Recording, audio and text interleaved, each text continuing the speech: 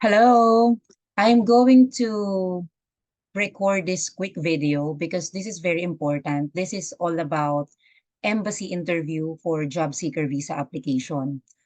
We are actually shocked as well to receive an email from the embassy inviting us for an interview because initially, when we are doing our research and doing our inquiries with the embassy before, totally they told us na walang interview. And kahit nagtanong kami dun sa mga ibang nag-process na ng job seeker visa, wala rin silang interview. So it's really surprising na naka-receive kami ng invite for an interview from the embassy. So we don't know why. We don't know if this is a new policy or a new guidelines na lahat ng mag-a-apply ng Portugal job seeker visa is may interview na or case-to-case basis. I can say that case-to-case basis because dahil ba malapit na yung flight namin. Kasi ang nangyari sa amin, we submitted or not submitted, we courier our application to the embassy on December 29, and then after 2 weeks pa nila na-receive yun dahil sa lapses ng courier company. So nagkaroon ng mga delays, issues, challenges sa madaling salita. And then, 30 to 60 days pala yung processing ng visa, right? So, and ang flight namin is February 13. It's a confirmed ticket. We paid the ticket and everything. Ready to travel na talaga kami. Parang visa na lang ang kulang. Kasi yun din naman yung requirement ng embassy nung nag-i-inquire kami na mag-submit ng confirmed ticket. So, we don't know kung kaya ba kami in-invite is i-intend nilang i-expedite yung processing ng aming documents kasi nga hindi kami aabot kung 60 days yung processing. But anyway, kahit naman hindi kami umabot, we are willing to book naman yung ticket namin. We are ready for that. That's why we didn't book the cheapest flight because yung mga cheapest flight, usually they don't offer convenience kapag dating sa mga rebooking or cancellation ng flights. So we're okay with that. So, going to the point, embassy interview. Naka-receive kami ng email from the embassy Monday. I think that was January. Let's check the calendar to make sure. So that was January 22, saying that, can you confirm that they would like to invite us on Wednesday daw? So, January 24, gusto nila kaming i-invite. So, syempre kami, yes. So, it's just a 15 minutes interview. And then, January 24 came, wala kaming nare-receive na meeting invite. So, supposedly, sabi nila, ako daw is 5 o'clock in the afternoon, Philippine time, and my friend, si Tina, 5:15 in the afternoon, Philippine time. Separate interview siya kahit sinubmit namin together yung aming documentation. And 4:30 in the afternoon, wala pa rin kaming nare-receive na meeting link. So nag-email ako sa kanila to remind that please be informed that we are ready and we are waiting for the meeting link for this interview. Looking forward to meeting you. Mga ganon. And then wala pa rin, 4:45. At exactly 5 o'clock, naka-receive ako ng meeting invite. So that's why if you receive an email from the embassy and you confirm, always check your email and refresh your email from time to time. Kasi eksaktong 5 o'clock talaga nila sinend yung meeting invite and the interview would be via MS Teams, not Zoom, not Google Meet, MS Teams. So you want to prepare for yourself and download MS Teams ahead of time. At para walang mga hassle, i-try out nyo yung system or software with your friend to make sure na okay yung inyong audio, okay yung inyong video, because that is an embassy official interview. So, kailangan naka-video call kayo para makita nila na kayo talaga yung tao na ini-interview nila versus dun sa application na ikaw yun, yung nasa picture, ikaw yung nasa passport, and everything. So, kaya ako sinasabi sa inyo na i-check nyo yung MS Teams kasi nga recruiter ako, di ba? So, nag-interview ako palagi virtually. Lagi kong na-encounter yan sa mga applicant ko na nagkakaroon ng mga technical issues. And this time, you don't like to have the technical issues with the embassy officer because the allotted time is only 15 minutes. And if you miss that time because of the technical issues, baka matagal pa ulit bago yung another invitation for the embassy interview. So don't inconvenience yourself, prepare yourself ahead of time. All right. Now, in terms of the interview, ano yung mga questions na tinanong nila? Very simple lang actually yung mga questions, but the main point here, in all visa application naman, consistency is always the key. If you are the person who prepared everything in your documents, for sure you know to answer that. But i-share ko sa inyo ano yung exactly yung tinanong nila sa amin. So that is only 5 questions for me. So ang number 1 questions, how did you know about the job seeker visa? Number 1. So ang sagot ko sa kanila, initially, we wanted to apply for a digital nomad visa because we want to travel to Portugal.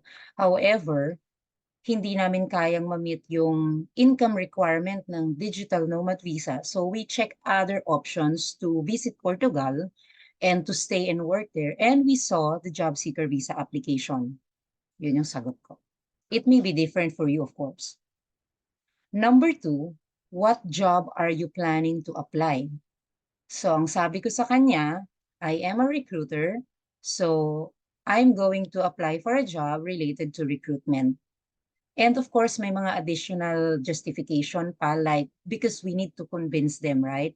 So there's like additional justification, like Portugal is becoming a startup hub because of foreign investors. And I have an experience recruiting for a startup company. So I believe that this experience would be an advantage when I go to Portugal. Number 3, na hindi ko nasagot agad-agad, nalito ko. Where are you going to stay in Portugal?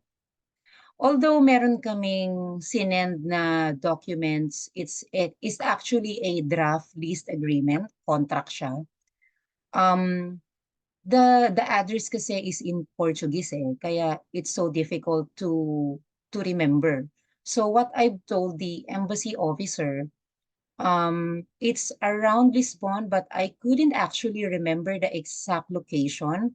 But if you need the exact address, I could open my laptop. It's here with me. Can you just give me a minute? Sabi naman niya, no need for the exact address as long as you know where it is. And sinabi niya yung location. Sabi niya, yung nabook nga daw namin is sa 𝗃𝗁, yun yung pangalan ng place, and it's near Lisbon. That's the most important thing, sabi niya.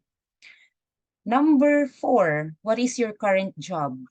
So sabi ko, currently I am a recruiter. I have my own website. Ayan, nakikita nyo naman dito sa background ko.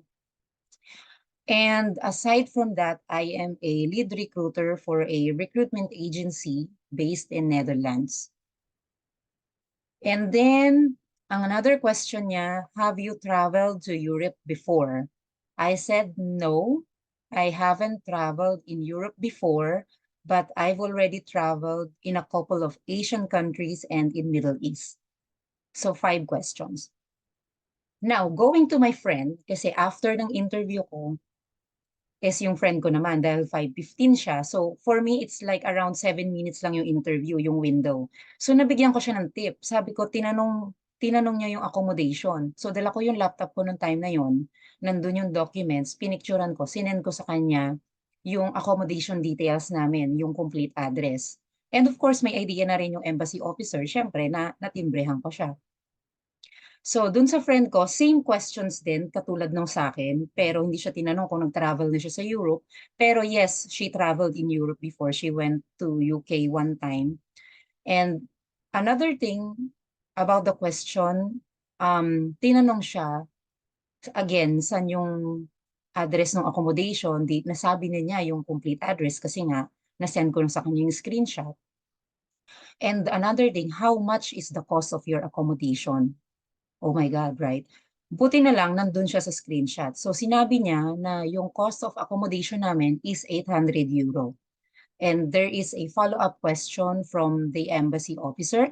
Ang sabi niya, yung 800 euro ba daw is share na daw ba kami nun or tig 800 kami?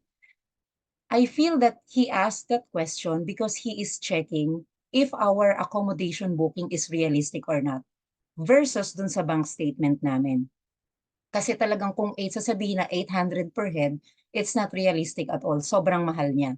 So, thankfully naman, yung mga bookings namin is consistent and realistic. So, sabi niya naman talaga, share talaga kami dun sa 800 na yon. At ang maganda, dun sa lease agreement na nakuha namin for accommodation, nandun yung name naming dalawa sa contract na tenant. All right. So that's all. That is all the interview questions that we got, but it may be different from person to person or per individual. But the main point there is consistency is the key. Number one, know your travel period. Alamin niyo yung date. Date ng travel insurance, kailangan consistent. He may ask that one too. Yung travel ticket, he may ask that one too. Tatanungin kayo, kasi wala namang direct flight from Manila to Lisbon. So, he may ask a question na, anong oras yung flight mo? Anong oras yung alis nyo sa Manila?